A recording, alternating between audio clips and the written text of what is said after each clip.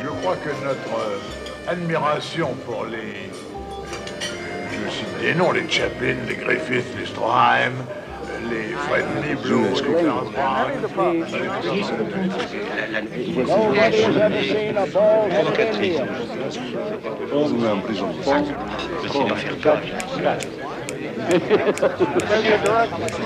Think Brom's burning. He sees the check.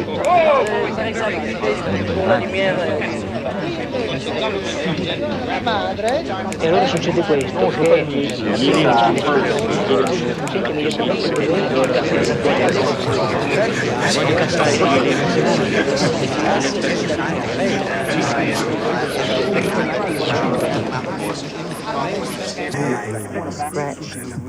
Parfait générique.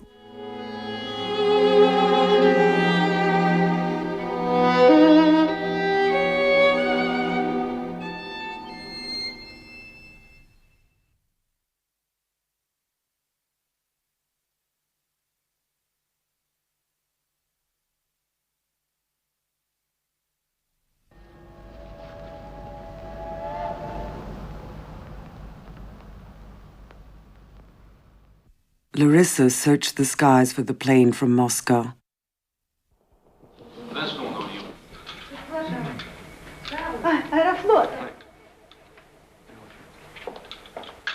Seeing her at the window, you thought of the first shots of the mother in the mirror.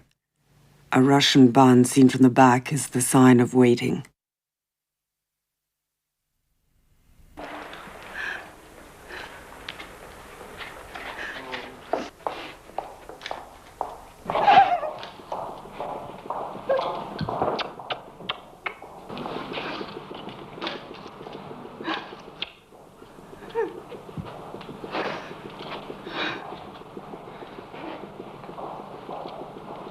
Larissa had not seen her son for 5 years, nor her mother. When Tarkofsky and his wife decided to stay in the West, the Soviet authorities, true to their hostage policy, denied visas to the rest of the family. Just time enough to leave the airport, to verify the journalist's astounding ability to ask the right questions. Have you any declaration? Vous êtes heureuse, n'est-ce pas? Do you speak English? Yes. Are you happy? And Andryusha found himself on another planet.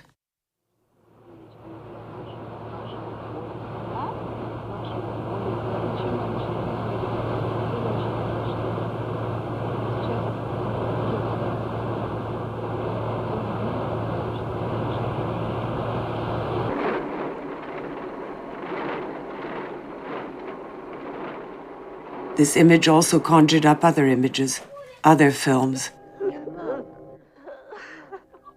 As though all the children who inhabit his work had gathered at the bedside of Andrei Tarkofsky, who was dying.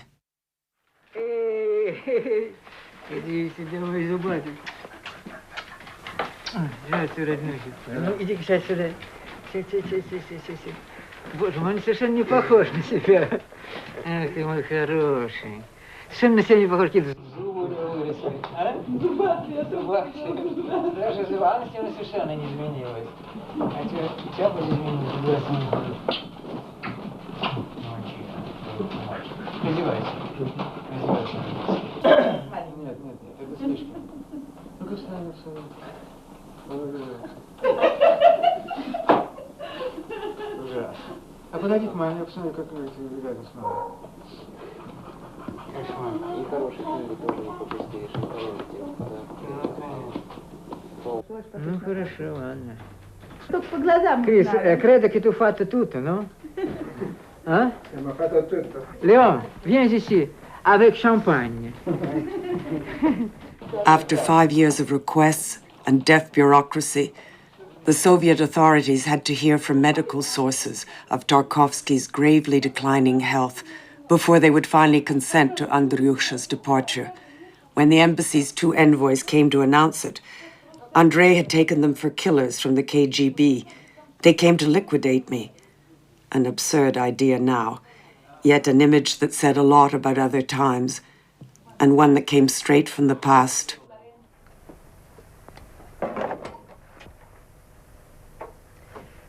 Есть что-нибудь выпить? Лимонад, морс, джинджер-эль. Выпить, я спрашиваю. Я же вам сказал. Веселенький город, нечего сказать. Кстати, как он называется? Сэммит. For his very first film, when he was still a student at the VGIK, Moscow's legendary film school, he directed two friends in the role of killers, and not just any killers. Правильно. По-твоему, правильно? Конечно. You're a pretty bright boy, aren't you? Sure. Well, you're not, is he, A dialogue that sounds familiar. He'd probably never seen the film by Robert Siodmak, but they adapted the same Hemingway story. Тоже умница хоть куда, правда, Макс? В этом городе все как на подбор. Вы что заказывали? А ты не помнишь? Яичницу с ветчиной. Ну разве не умница? And this student exercise held another surprise. The entrance of the author who had given himself a minor role. For his first screen appearance, Andrei Tarkovsky whistles Lullaby of Birdland.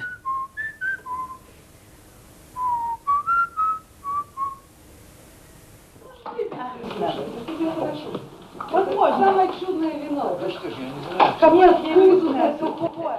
Без вещей, без ничего. Зачем вам вещи?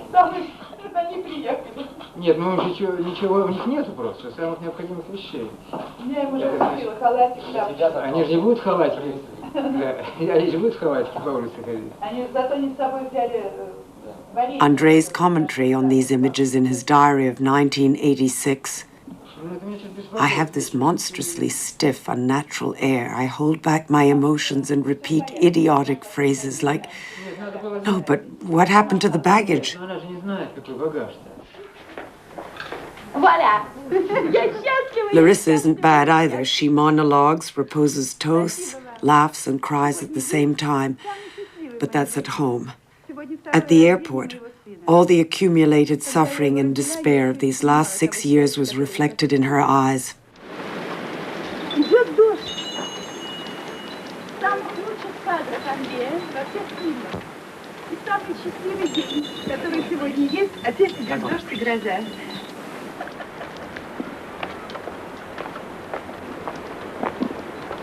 Как в зеркале, как в сталкере, как всюду идет дождь. It rains a lot in Tarkovsky's films, as in Kurosawa's. One of the signs, no doubt, of that Japanese sensibility he mentioned so often. And like the Japanese, a physical relationship to nature. There's nothing more earthy, more carnal than the work of this reputed mystical filmmaker. Maybe because Russian mysticism is not that of Catholics, terrified by nature and the body. Among the Orthodox, nature is respected. The Creator is revered through his creation. And in counterpoint to the characters, each film knits a plot between the four elements, sometimes treated separately, sometimes in pairs.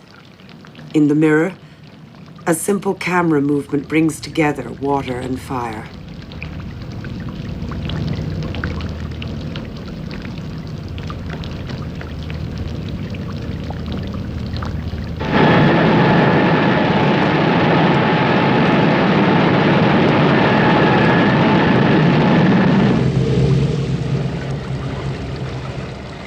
The opposite path in Solaris. It's not unusual for movie characters to take a shower or get burned. But when the element is part of the action, when it springs up as a last resort, as the answer to a prayer, then you can't just call it photogenic.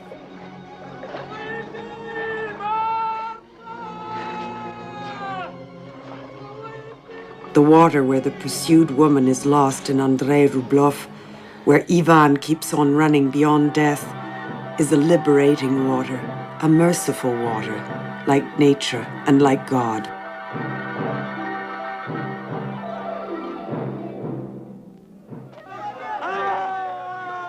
At the beginning of Andrei Rublev, air blends into fire. It won't be long before water appears. Лечу.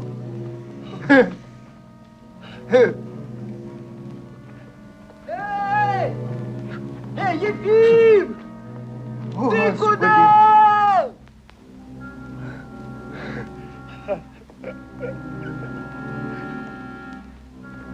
лечу! Архив! Лечу!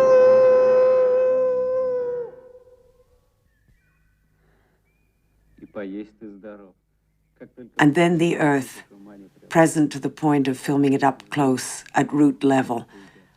How many times do the characters confront the earth, the mud, the original clay of which they were made, from which they seem not yet to be free, and choose to bury themselves in it? Дядя Петр! Нашел! Глина! Дядя Семен!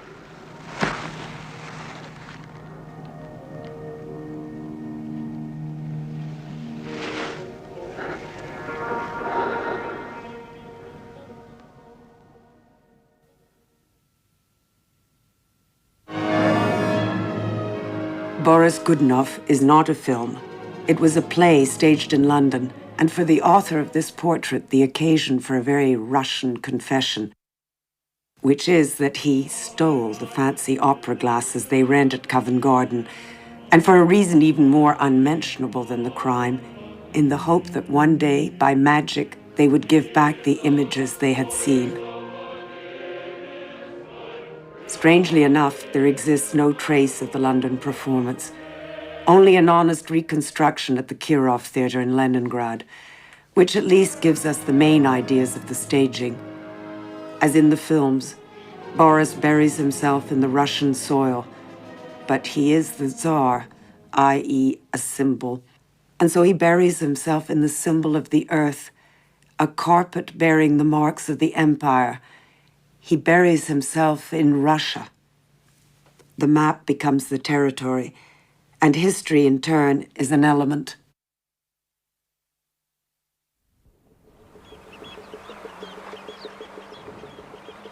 This is you still. No.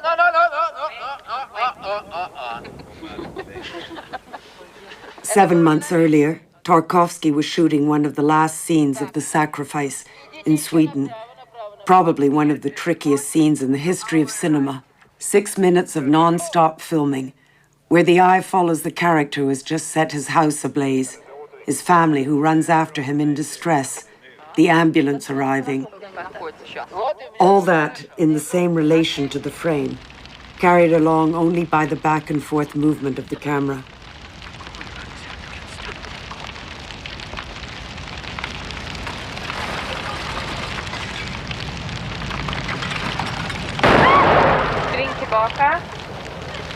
Вы его ловите. You catch him.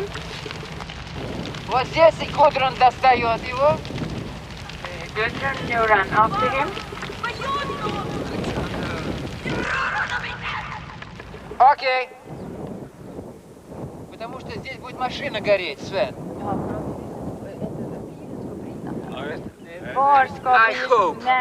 The gaiety Andrei displays while setting up the shot is simply superhuman. The nature of the scene, with the house burning, the characters running, obviously demands a single shot. But this shot has already happened once, and everything went wrong. The special effects didn't work, the camera jammed. The production team has succeeded in rebuilding the exterior of the house, but there won't be a third chance. The demand of this single shot is not the whim of a virtuoso filmmaker. Here the four elements play together. Earth and water closely intermingled, the liberating sea on the horizon, fire brought by man, air brought by that space, that distance from the edges that envelops everything. Treating that classically, close-ups, reverse angles, the inserts of the fire, would have wrecked it all. The whole action has to fit into a single frame, where the tracking shot is no longer a moral issue, but a metaphysical one. Pardon. Вот. И какая оптика? Director of photography, Sven Nykvist, Bergman's trusted cameraman. At first, Sven was puzzled by Andrei's way of composing his shots from behind the camera. He was stealing Sven's place. Then came complicity, and the game turned into guessing who would be the more perfectionist.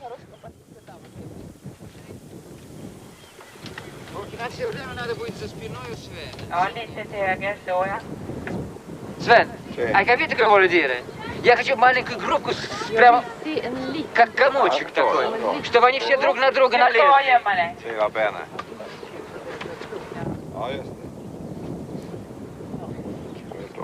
Ni ska vara som en enda klump. What do you think? Det är bra. Теперь посмотри, что дальше. 4 languages are spoken constantly during the shooting, sometimes 6.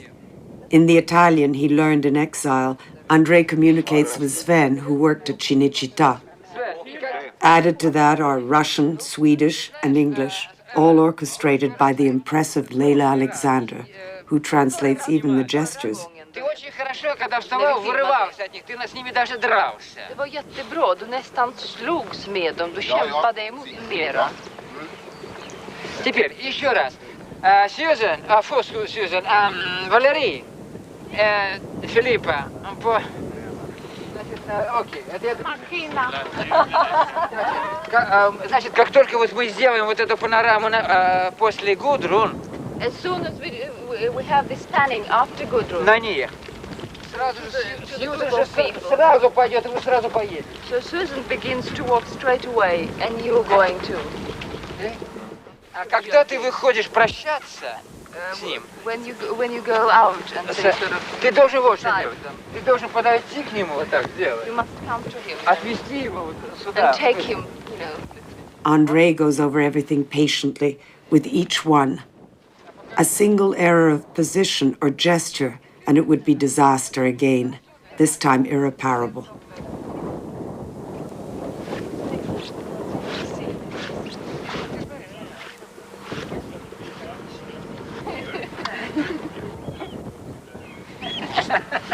Окей, погодите. Теперь еще одна вещь. Теперь, когда вы бежите вдвоем, when you two run, вы бежите, то есть слишком, вам надо бежать немножко правее. You must run a little bit to the right, you know, from our right. Но не от вас, а от вас налево. At the beginning when we came from the trees.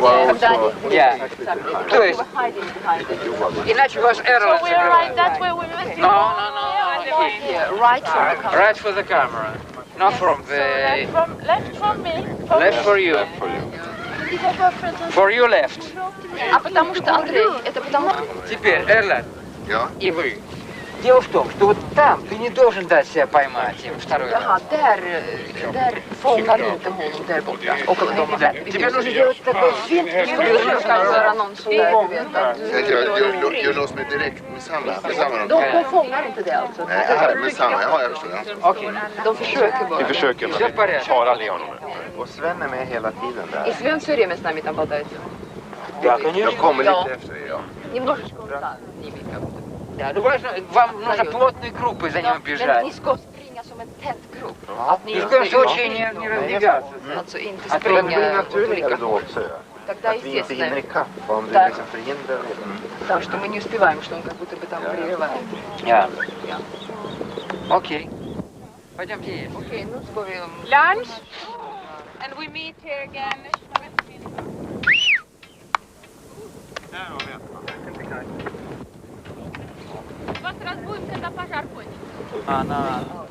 The setting up continued throughout the afternoon. Among 100 funny gestures, there was one that could have worried us, but we didn't know yet. Attention, please.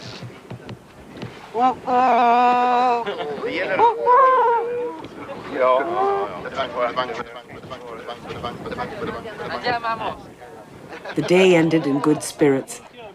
But when Andrei said action the next morning, he must have felt like the young bell-caster in Rublov when he says, "Davai."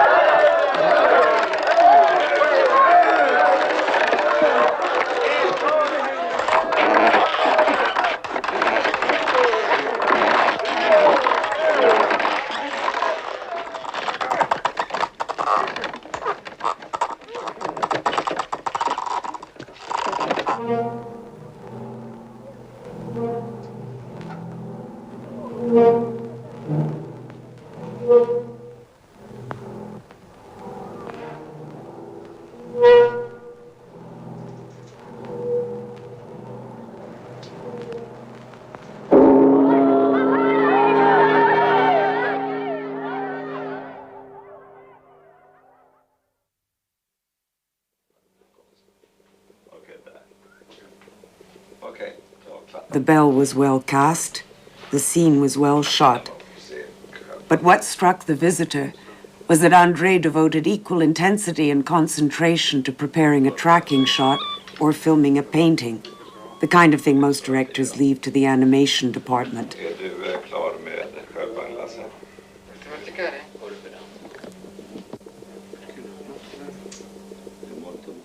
Con questo cavallo a destra, il cavallo a sinistra, senza questo albero. Questi saranno in centro. Senza verticale. Solo verticale, eh? Guarda bene, eh? Solo verticale, guarda, mi piace, non lo so. Dimmi. Cosa tu pensi? Così verticale, va? Vad är det för något? Vad då? Tavlan där. På väggen, vad är det? Jag ser inte riktigt. Den är bakom glas och så är det så mörkt. Det är heliga tre konungars tillbedjan. Leonardo da Vinci is often mentioned in the films. With a precise significance, the man we see here, tense as a bow at the moment of a minor shot, said it 100 times. My goal is to place cinema on a par with the other arts.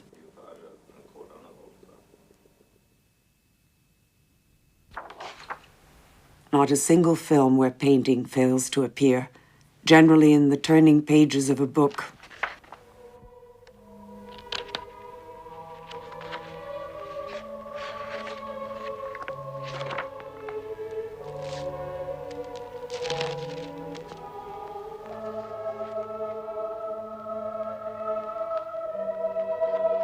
And in Ivan's childhood, even in the thick of war.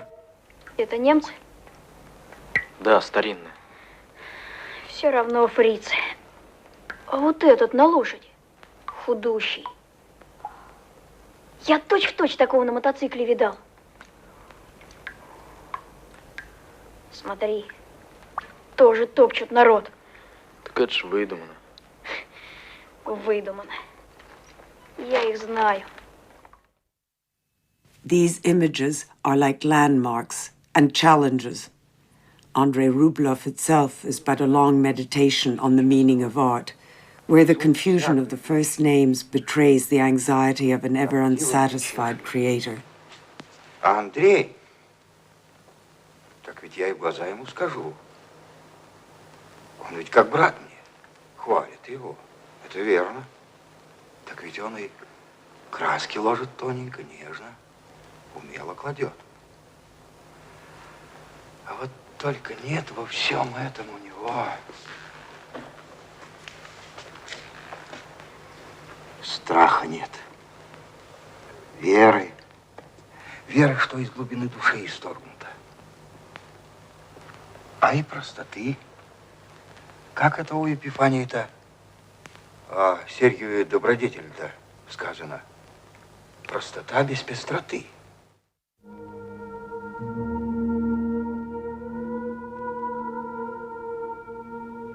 Beauty is at the heart of faith, wrote Father Florensky. The ending of Andrei Rublev pulls completely away from the narrative and becomes a poem on the icons. He exalts them, searches through them, explores the forms they contain, just as he was filming the earth at root level. And just as this film about Russia in the Middle Ages is finally the only true film about our era, so Tarkowski shows us the origin of those forms that struck us at the outset of the 20th century and how Malevich was already present in Rublev.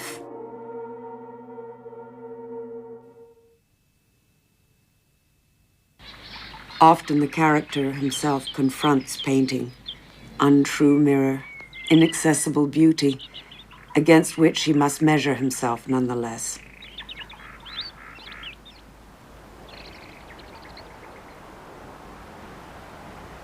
The reflection in a painting is a second approach to the mirror.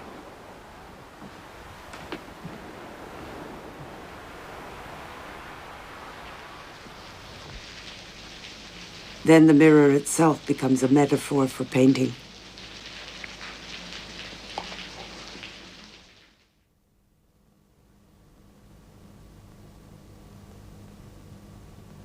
Я совсем себя не знаю. Не помню. Я закрываю глаза и уже не могу вспомнить своего лица. А ты? Что? Ты себя знаешь? Как каждый человек. By calling his most personal film The Mirror, Tarkovsky rises without a safety net for his struggle with the angel.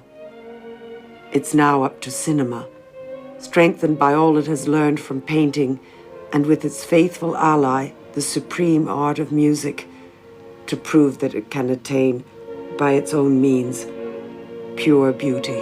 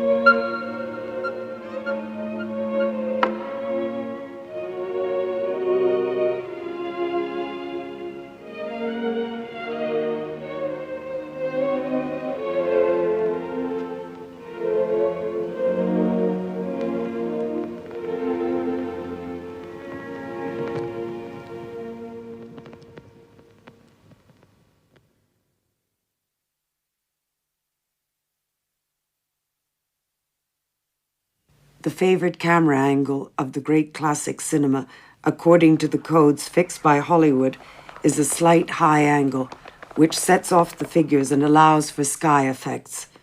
In Tarkovsky's films, it's generally the opposite. The camera is slightly above the figures, who are rooted in the landscape. The naive American contemplates the sky. The Russian, at least that Russian, settles in the sky and contemplates the earth.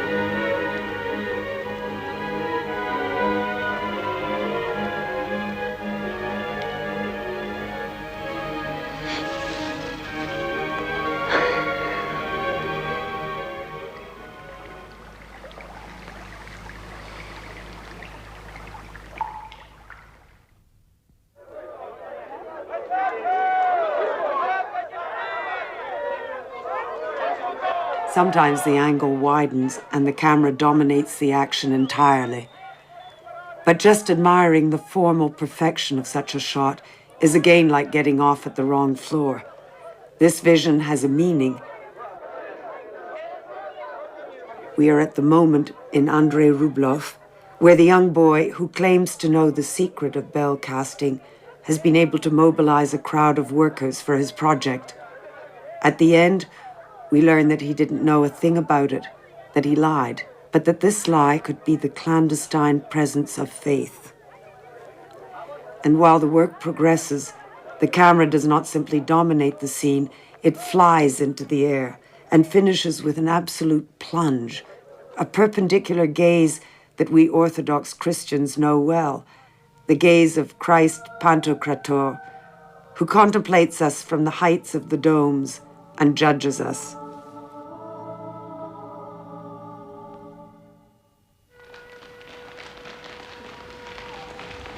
This abrupt vision comes back at the key moments of certain films.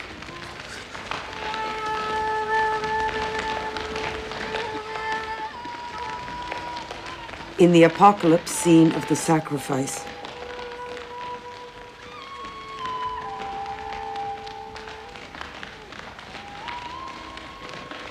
at the end of Solaris, after the space station, above a mysterious ocean that sent out hallucinatory airwaves modeled on the spaceman's memories, the main character has returned to Earth, back to his childhood home.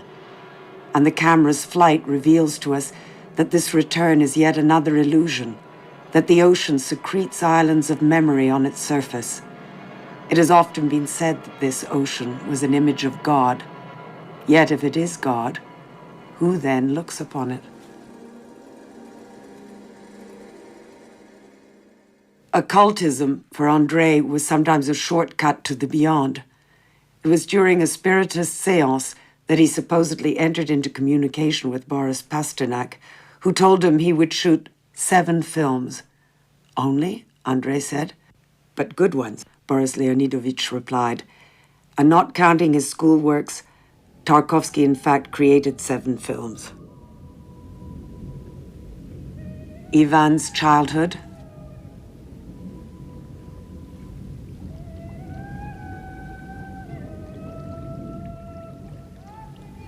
Andrei Rublev,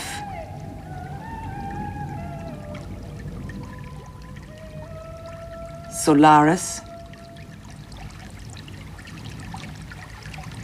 The Mirror,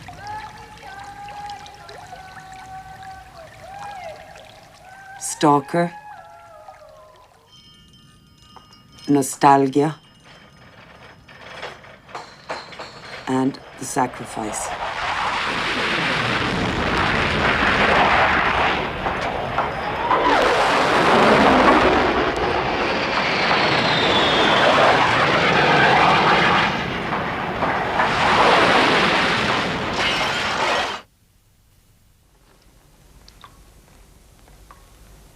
From the very first, Ivan's childhood, a theme is present, that of the other shore, a region to be reached at the price of a transgression. Если узнают, что ты ходил на тот берег, да еще самовольно, то нас взгреют по 1 число. Here the codes are clear. In a war film, the zone to be explored for possible information is a respectable reference.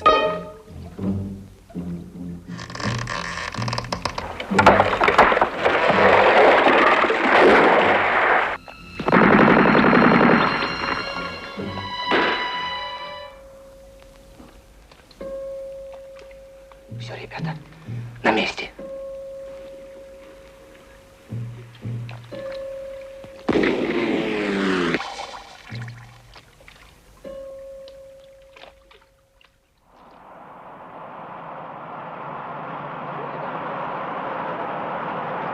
In Stalker, the codes are reversed.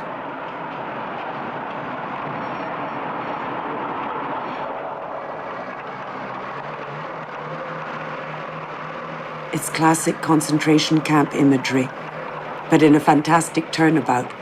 Freedom lies inside the barbed wire. You escape to get in.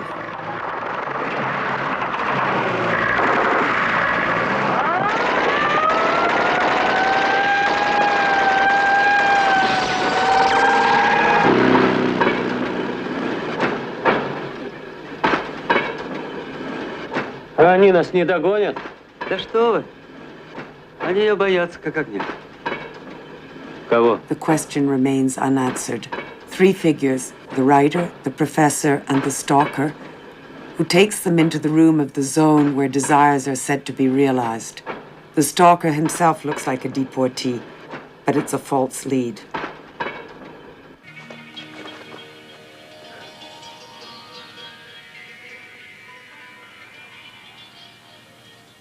Зона – это очень сложная система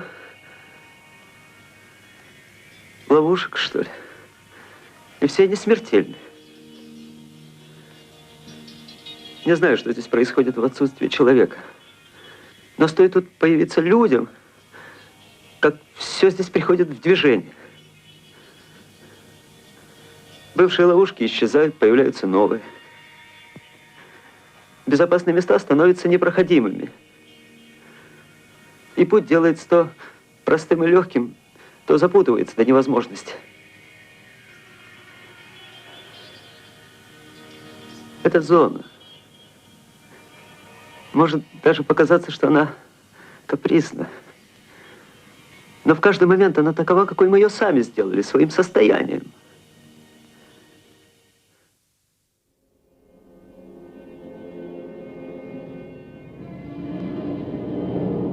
The ocean of Solaris also communicated with the character's conscience.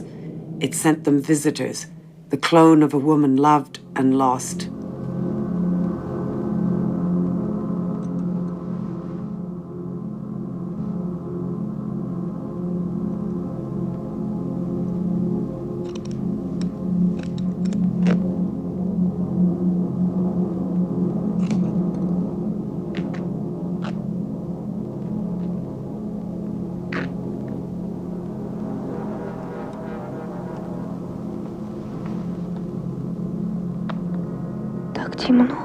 Иди сюда.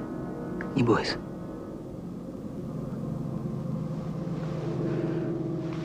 But all that happened in the terms of science fiction, with a range of causes and effects. A space station, a bizarre planet whose phenomena had to be studied. A levitation scene was explained and announced by a move through zero gravity.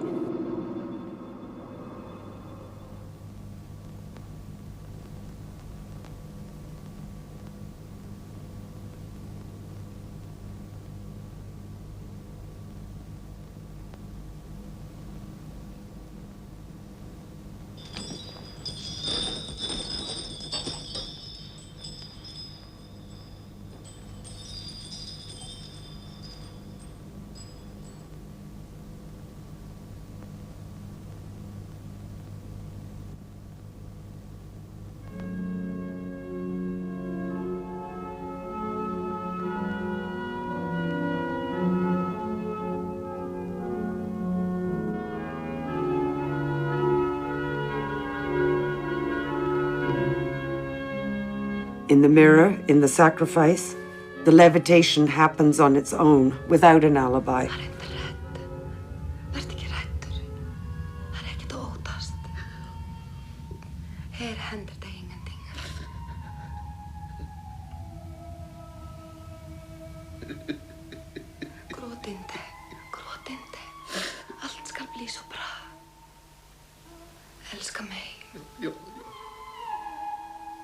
As the oeuvre advances, it throws off the ballast of pretext and excuses. Even the director steps free of his own pretexts. The whirlwind of grass at the outset of the mirror served to avoid a cliché, that of a man looking back at the woman he had just met. Something unusual had to happen. In Stalker, it's the fiction of the zone that makes the grass move. There's nothing to be explained. It's autonomous. Стойте, не двигайтесь.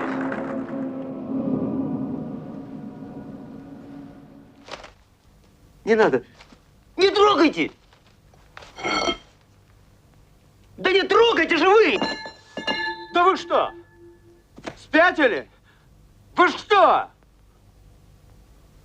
Я же говорил, тут не место для прогулок. Зона требует к себе уважения, иначе она карает. But in an interview, Andrei said that maybe the zone didn't exist. Maybe the stalker invented it. So men might be less unhappy. Если бы только знали, как я устал. Одному Богу известно. А еще называют себя интеллигентами, эти писатели, ученые. Успокойся. Они же не верят ни во что. У них же орган этот, которым верят, атрофировался. Успокойся. За ненадобностью. Постарайся уснуть, а? Усни. И никто не верит. Не только эти двое. Никто. Кого же мне водить туда? Господи. Самое страшное, что не нужно это никому. Никому не нужна эта комната. И все мои усилия ни к чему. Imagine the effect of such words on the Soviet authorities. Stalker was cited as an example of the mediocre level of the films produced by Mosfilm. Я очень скорбил, потеряв Андрея Тарковского. Все мы скорбили. Он был любимым человеком нашего киноколлектива. Я знал о той горечи, которую ты переживаешь с его кончиной. Я должен тебе сказать, что осуждение его поступков всех не разделяет наш коллектив. Он с такой же болью, как ты, как многие в Париже, с такой же болью мы отмечали гибель этого чудесного, интересного человека. Сейчас уже прошло то время, когда это могло случиться. Yes, but it did happen. And the moving homage of an old Bolshevik can't erase 20 years of harassment of every sort. Ivan's childhood crashed for individualism and petty bourgeois reverie. Solaris, honoured with a list of 35 remarks suggesting a wide variety of cuts from get rid of the concept of God to get rid of the scenes that show Chris walking without pants on, though we can't be sure which of these two transgressions was the worst. Andrei Rublev and The Mirror sabotaged upon release. A continuous harassment which led him to prefer exile. He who was so profoundly and naturally Russian. Potrei tentare di non tornare in Russia, ma questo pensiero mi uccide, perché non è possibile che io non possa rivedere mai più nella vita il paese dove sono nato, le betulle, l'aria dell'infanzia.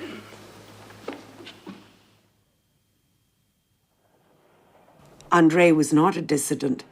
Invited to participate in a film about dissidents, he answered, and why not about kolkhozs? His heroes were not rebels, they were foreigners to this earth, like Dostoevsky's Idiot, which he dreamed of adapting. Idiots, madmen, and aliens run through all his films, their archetype being the Yurodivy, which, for lack of anything better, we translate as the innocent in Boris Godunov. To make clear what a Yurodivy is, he had included in the program the legendary story of the pianist Maria Yudina and Stalin. One night, Stalin heard Mozart's 23rd Concerto played by Yudina, and he ordered the record brought to him the next day to listen to it again. Consternation. It was live. The record didn't exist. A first conductor was called, but went into hiding. A second fainted. A third accepted, quivering. In short, everyone panicked except Yudina, an intrepid person who loved cats and crossed herself at the beginning of her concerts. At dawn, the record was pressed, and Stalin, delighted, sent a 20,000 ruble prize to the pianist, who answered, "I will offer this money to my church and pray the Lord to pardon all your sins against our people." Obviously, the arrest order was ready, but Stalin said nothing, and Yudina was safe. She was a Yurodivaya. Incredible? But the scene is in Boris, where thousands of Russians, victims of successive tyrannies, have deciphered it for a century. And that's why Andrei insisted on quoting it in the program of Covent Garden. The innocent proclaims the Tsar's crime. The guards rush forward. But Boris stops them and asks the Jurodivik to pray for him.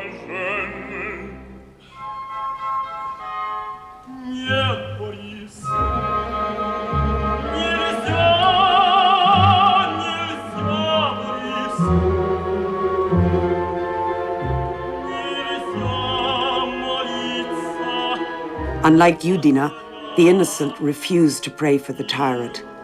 But isn't the most extraordinary part of the story that Stalin should ever have wished to listen to Mozart's 23rd Concerto?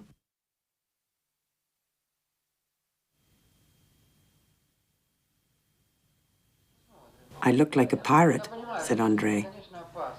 The illness was advancing, and this video, which had begun in Gotland under sunshine and gaiety, had changed color. But the Tarkovskian energy swept everything else away as soon as the film was at stake. From his bed, he directed the editing done in Stockholm. Sven had come to Paris with the indispensable Leila to fine-tune the color grading. Математически правильных соотношений между тенями нету. Ну, есть такое, понимаешь, состояние. Атмосфера потрясающая совершенно. Конечно. De här drömmarna, de kan vi ju göra väldigt kontrastrika. Это как раз белое. Не должно быть здесь, не должно быть сепии никакой.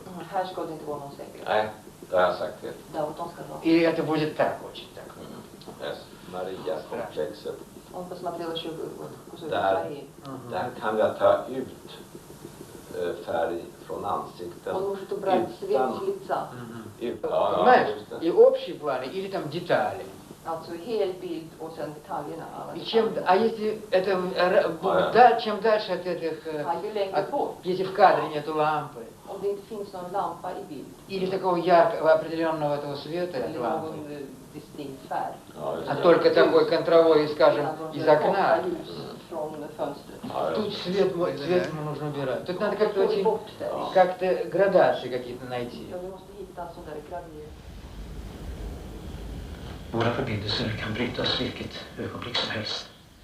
On January 23rd, 1986, the editor Michal Leszczylovsky arrived with an almost definitive version of the film. И стол подвинуть к стене. Наоборот, дорогой. Ты сначала, потом ты не подвинешь стола. Эти поляки, они очень хорошие. Но в них есть... Не беспокойся, не беспокойся. Гонор, гонор.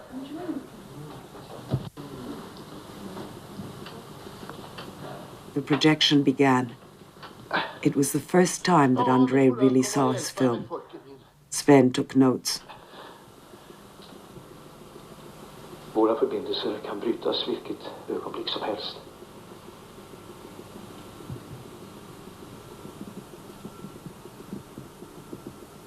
Jag har i alla fall hunnit säga er det viktigaste. Kära landsmän.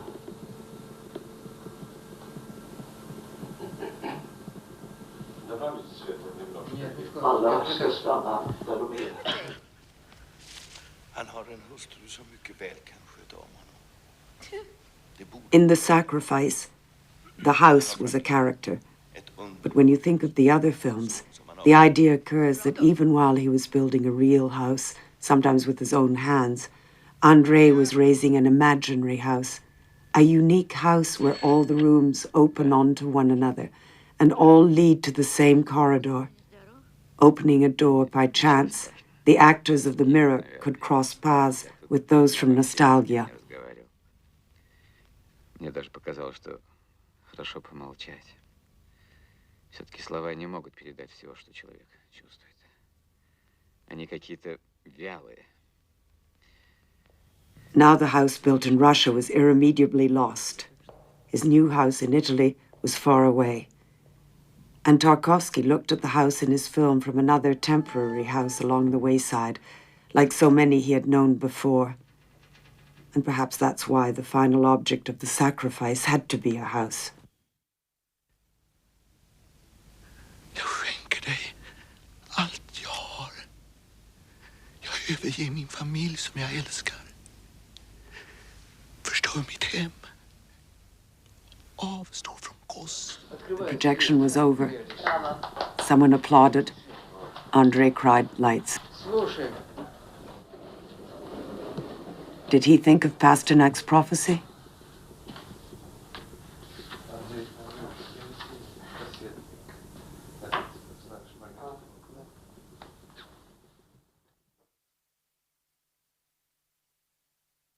Andrei Tarkovsky died at the Hartmann Clinic in Neuilly on December 29th, 1986. It was the new year. As in the old expressionist cinema, where a funeral procession has to cross through a carnival, we had to cross a forest of decorated pine trees to reach the cathedral that bears the name of a film, Saint Alexander Nevsky. En 1984, Andrei Tarkovsky, le cinéaste soviétique Andrei Tarkovsky, décédé le 28 décembre dernier d'un cancer à l'âge de 54 ans.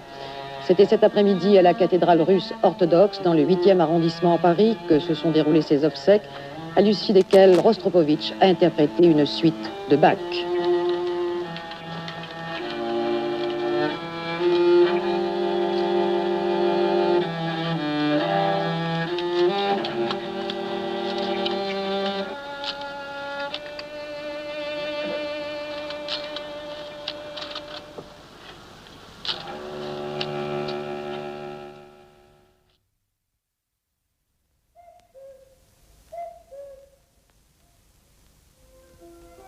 The first scene of his first film showed a child standing by a young tree.